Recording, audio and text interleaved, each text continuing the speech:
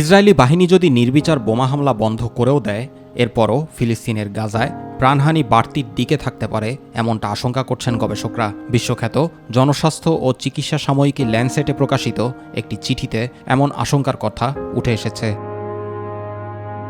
গবেষকদের আশঙ্কা, গাজায় নিহত মানুষের প্রকৃত সংখ্যা দাঁড়াতে পারে 1,86,000-এ। টানা 9 মাসের যুদ্ধ গাজাবাসীর জনস্বাস্থ্যে কেমন বিরূপ প্রভাব ফেলেছে সেই ধারণা উঠে এসেছে ওই চিঠিতে। সেই সঙ্গে গাজায় নিহত মানুষের প্রকৃত সংখ্যা নিরূপণের গুরুত্ব এবং সেক্ষেত্রে বিদ্যমান অসুবিধার কথাও চিঠিতে উল্লেখ করেছেন গবেষকরা।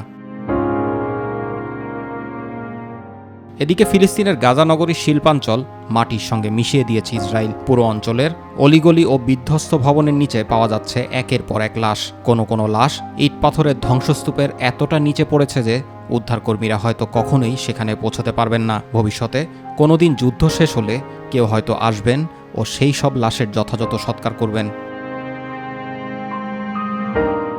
গাজা নগরীর পূর্বাঞ্চলের সুজাইয়া বা গাজার দক্ষিণের নগরী রাফার কাছের তেল আল সুলতানে শেষ কয়েকদিনে এতটা ভয়ঙ্কর লড়াই হয়েছে যে সিভিল ডিফেন্সের অ্যাম্বুলেন্স পর্যন্ত বের হতে পারেনি।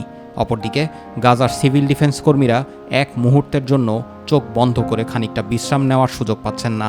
পুরো এলাকার বাতাসে ভাসছে লাশের পচা গন্ধ। তার উপর উদ্ধারকর্মীদের সব সময় সতর্ক থাকতে হচ্ছে, কারণ যে কোনো সময় আবার আকাশ থেকে হতে পারে হামলা, হতে পারে মৃত্যু। জুবায়ের রহমান, মাই টিভি নিউজ।